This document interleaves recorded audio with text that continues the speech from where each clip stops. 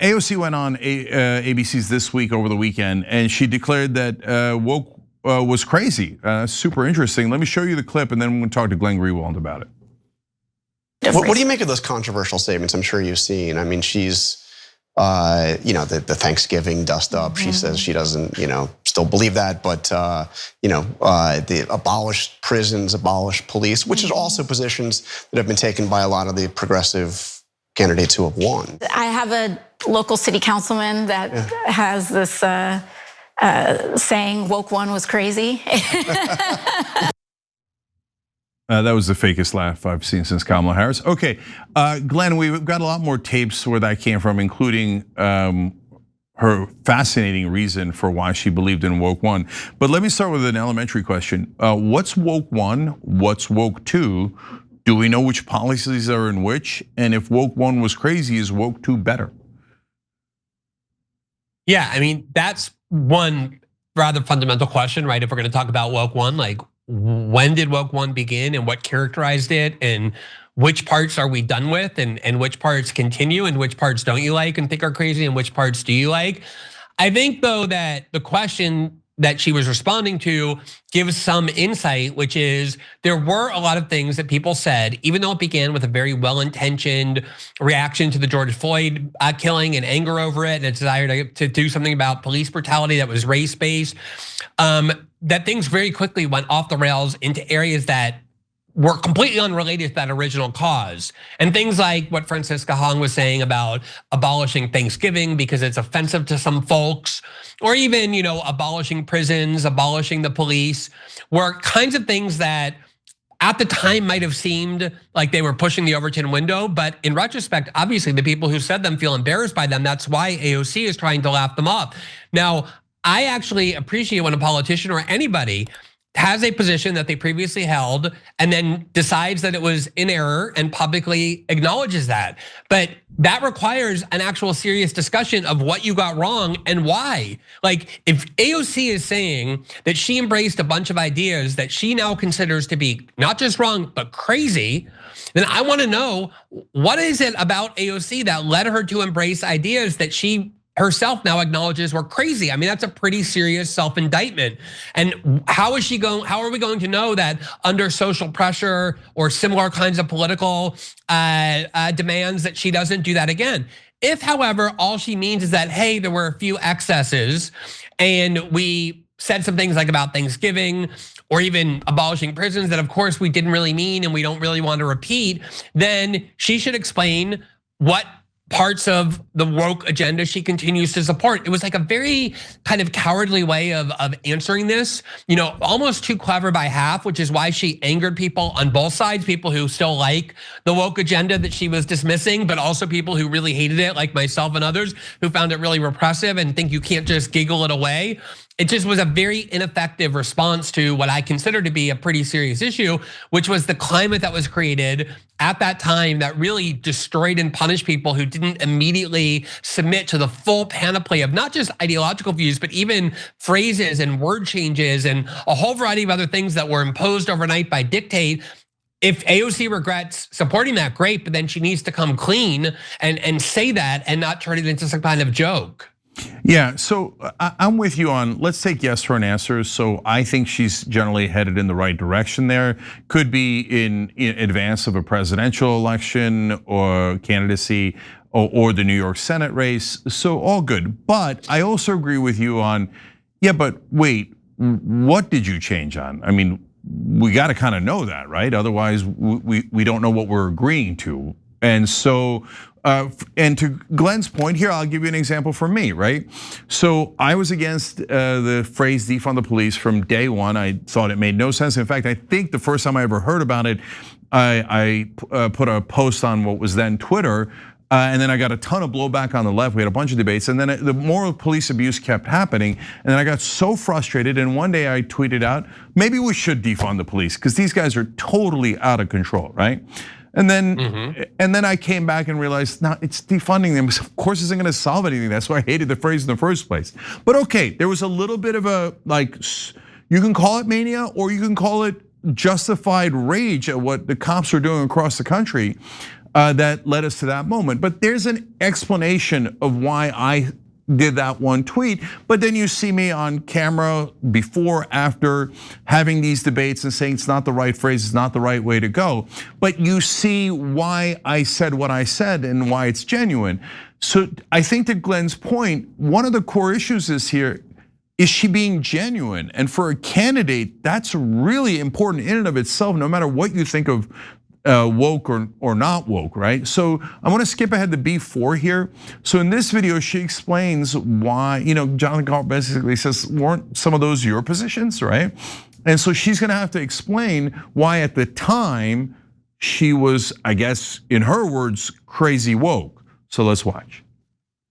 I think that during this time and especially during COVID, there was a huge opening of the Overton window. We were shut down. There was some of the highest unemployment rates that we have seen because of those shutdowns. Yeah. And I think that the doors were really open in trying to entertain any and every policy that was going to get us to a better place. And I actually think that the discussions that were had in that time were quite fruitful. During lockdown, of course, rhetoric in that time is not rhetoric that we would use today. Glenn, COVID made her woke? I literally don't understand what that means. Yeah, sorry, that is just so insulting to people's intelligence. I mean, this was happening, 3 months into the COVID pandemic. I do think people under lockdown for a year and a half went kind of crazy. It might explain some behaviors. We're talking about 3 months into COVID. And I just want to, what you just did, Cenk, in explaining, I saw that statement of yours about defunding the police circulating on Twitter today in response to your claiming you always thought it was crazy. And you took the time to explain what you thought, what you meant, why you said certain things. That's exactly what she refuses to do. And just to underscore this point, she wasn't just somebody who once or twice chanted defund the police. When Bill de Blasio was socially and politically pressured to defund the police in response to the George Floyd and woke movement, he cut the New York City budget. He wanted to cut the NYPD budget by $1 billion, which is like 1/6 of their overall budget. Like a cut that's so drastic, nobody would ever propose at any other time. And she came and said, no, sorry, defund the police means defund the police. It doesn't mean switch the money around. It doesn't mean reduce the budget. It means defund the police. So if that's a position that she took and now regrets, she should explain why. And this is, the bottom line here is why I think this is important, is because one of the worst traits that you can have in a politician, and you hinted at this in your question, is the inability to resist kind of moral panics and political pressures. If people are just so angry about what you're doing, you're going to immediately capitulate and start embracing ideas that you yourself acknowledge are crazy. So she needs to come clean and say, I got swept away by mob hysteria, and I learned my lesson from that, and I won't let it happen again, and people can assess that. Or she could say, you know what, no, I still do believe in defund the police, or I changed my mind, whatever. But this attempt to kind of laugh it and giggle it away and try and feed a little bit to everybody, like, hey, there were some good ideas there, the debate was helpful, but we went a little too far. That's the kind of thing that people can smell a mile away, is a sort of just fakeness and pandering that people hate more than anything else in politicians. And some politicians of immense political talent, like a Bill Clinton or an Obama or maybe even a Trump, can get away with that. She's not at that level of political talent. Maybe she never will be. It just stunk of, kind of weasel words, and it satisfied nobody. Yeah, I'm gonna tell you guys why I care so much about this. And because Glenn and I probably agree on a bunch of things about what was considered woke back then and was right or wrong, but there's probably things we disagree on, right? And there's a host of issues that go under the umbrella of woke, and some are, in my opinion, perfectly good things to be concerned about and to take action on, and some were absurd, right? And there's a giant range. But to me, what matters more, again, as Glenn and I have been talking about here, is can you trust this person if they win to actually do the things that they're saying they're going to do, right? And what are they saying that they're going to do? So I wanna go to B2 here, because in this video, Jonathan Karl asked her about her change, because she acknowledges, yes, I have changed. So, okay, and to Glenn's point earlier, For example, I've discussed how I changed from when I was a Republican when I was a kid to why I'm a Democrat now. And I've gone over that many times and explained issue by issue the awakening that I had. Oh, it turns out the Republicans are the ones that always start the wars. Oh my God, it turns out they never balance budgets. And I can go on. And it's an easy thing for me to explain because I lived it.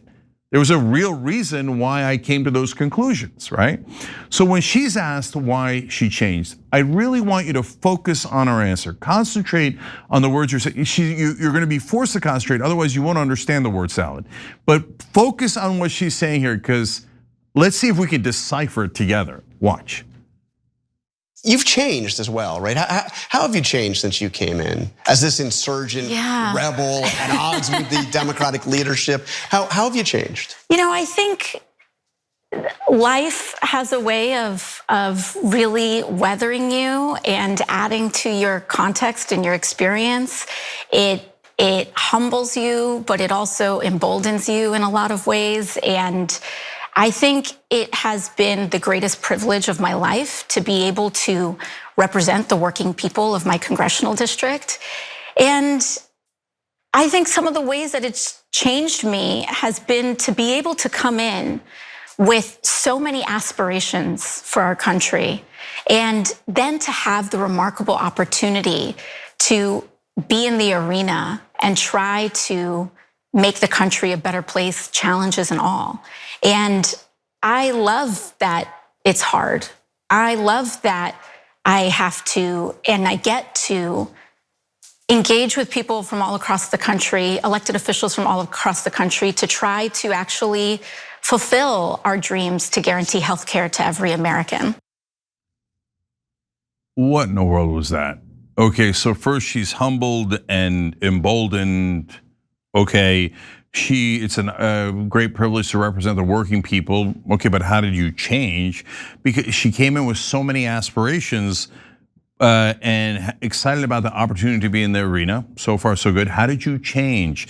She then says that she loves that it's hard to get things done. I don't love that. I want Medicare for all to pass immediately and instantly. I want it to be super easy. Paid family leave, higher minimum wage, and the endless wars, money in politics. I hate that it's so hard to get an amendment. Is this like a personal quest for her? And like, are we in the middle of her Pilates or something? Exercise, like political Pilates exercise? What is this? What do you mean you like that it's hard? And wait, how did all of this change you? Because it gave you the opportunity to engage with people, elected officials from across the country, but we didn't get anything done. So you engaged with them and got nothing done. But anyway, how did that change you? Glenn, can you make heads or tails of this answer? What is this? Everyone knows what he's asking, right? Like, I interviewed AOC in the primary when almost nobody knew her. You guys were covering her. A few other people were. Ryan Grimm said to me, hey, there's this primary challenger who I think that even you'd like, because I had really become very jaded about the Democratic Party. I interviewed her, and based on the things she told me she believes and wants to do, I actually got excited about her candidacy. I recommended people support her, even donate money to her, something I've almost never done. And I can tell you all the ways that the AOC now, that the Democratic Party, from the most centrist to the right wing of the party, adores and talks about how she's so mature and how she's become such a party player and a team player. That's what he's asking her. Like, you've clearly changed from this outsider who used to, camp outside Nancy Pelosi's office and protest her to the ultimate party insider. Like, can you explain that trajectory? Like, what motivated that change? And she completely didn't answer it, talking instead about her journey of personal enlightenment. And this is the kind of thing I'm saying, Cenk, like, I think the worst political aspect of Kamala Harris is that you would hear her be asked a question and she would speak words in a moderately coherent way that aligned with the rules of English. But at the end, it would be so obvious that she just did everything but answer the question. And I do think AOC is a lot more politically talented than Kamala, that's for sure. But again, nobody who listens to that is gonna think, oh, I got an answer to the question that I want answered and that I know he was answering. And I don't know who's telling her that this is a winning path for her, but what she's trying to do is exactly what we see politicians doing and failing at these days all the time, which is trying to offend nobody by speaking words that don't mean anything to anybody and being so obviously inauthentic and afraid of their own shadow to speak. And that was a perfect example of what I think is her biggest political failing. And if she continues to do that, whatever passion or excitement she continues to generate in some people who still haven't seen this in her, that's gonna dissipate. This is what people hate more than anything in politics. Yeah, if anything, I should be super proud. I named Justice Democrats. I co-founded Justice Democrats. Our beautiful, amazing, hopeful audience raised $2.5 million for Justice Democrats. And I should be bragging about it to no end. But guys, we've been burned too many times by people pretending to be on our side and then not doing anything. I'm still burned from all the change and hope posters Obama had. Well, if he said, oh, I meant pocket change, at least there would have been some degree of honesty to it. After Obamacare, he didn't try to change anything for like 6, 7 long, brutal years. So when I see a fake laugh like that, you can say, oh, you're not allowed to comment on that. Yeah, I am. If somebody asks me, hey, Cenk, why did you change? I don't go, what is that? That's so weird, right? And then Kamala Harris had that, and Kamala Harris didn't stand for anything. And did we not live through Fetterman? What's going on here? So what is my core concern? That the point of people who were Justice Democratic candidates, progressives, outsiders, populists, whatever you want to call them, was that they were supposed to go in and challenge the system. That once they were inside the gates, they were supposed to do battle within those gates, and they were supposed to try really hard to open the doors of the castle so that others could come into the gates. And instead, it appears by all accounts here and everything she's saying, and Glenn is right, also by the reaction of mainstream press, who used to hate her when she was an outsider and now absolutely adore her. That was an incredibly soft interview. No other progressive ever gets that. So based on all that, including most importantly her own words, she has now changed to accepting the system as it is and making slight tweaks within the system, maybe, hopefully, one day. No, I've seen that movie many, many times. So last question here, Glenn. This doesn't look like a rebel or a revolutionary leader. I mean, she could say, hey, I'm a great and skilled politician, and I came in this way, and then I zigged and I zagged, and I had all these great political calculations, but that's not a revolutionary leader. Yeah, and I mean, this I think ultimately was the mistake of people who put their faith in Obama, and I was definitely one of them, and being so badly burned, especially on the issues that I was focused on and caring about the most at that point, which was the war on terror and civil liberties, et cetera, that he violated every promise on and actually even went in the exact opposite direction. I think that it's not even that you need to have a revolutionary leader, because I think people have come to accept that within our political system, absent violent revolution, there are going to be serious limits on how much people can move the political system. I think what people want more than anything is to believe that what they're telling you they want to do and will do is actually what they will do. Not that they're going to always succeed, but that they're authentic and genuine about the things that they think. And I do think, there was that candidate in Colorado who just beat Diana Jett, Milat Karos, who ran on a platform of Israel's committing genocide, cut off all funds for Israel. She wins and she gives an interview, and the first interview is, we have to center how we take care of our Jewish friends and supporters of Israel. And that's why people freaked out, because they've been traumatized so many times by these politicians who tell them things, they get their hopes up, and then they're immediately crushed.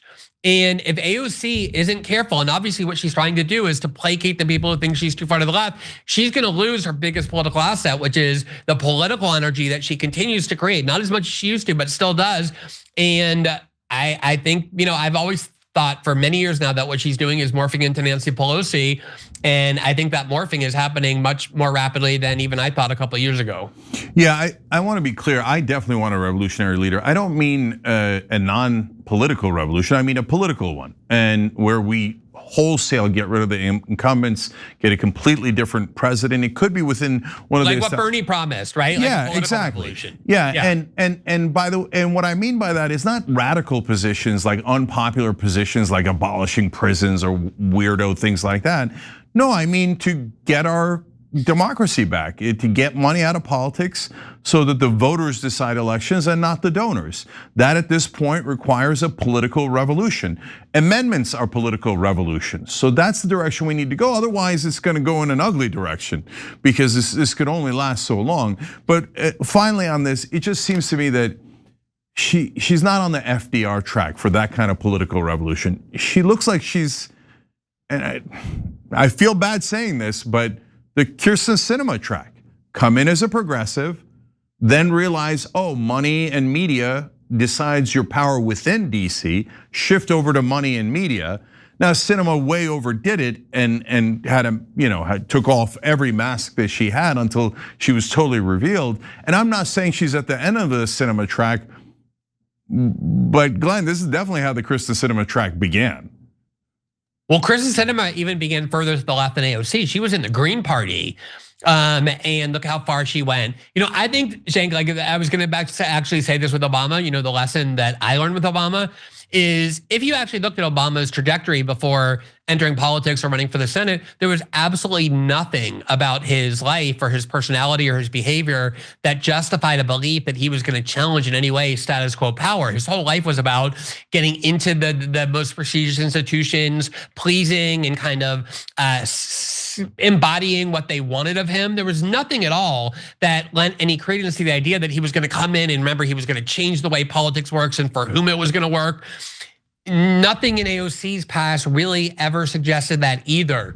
And I do think so many people want so badly to believe that our political system can change positively and fundamentally without the need for violent revolution, because the alternative is black-pilled nihilism, and nobody really wants to embrace that. And sometimes that hope can be exploited by people who can make you think and believe that they're the ones to do it, even though nothing about them suggests that they can. And I would put AOC definitely in that category. And I think people need to be very, very careful not to allow their hope to be exploited by charlatans who don't have any intention of following through at all. Yeah, and obviously time will tell which direction AOC goes. Every time you ring the bell below, an angel gets his wings. Totally not true, but it does keep you updated on our live shows.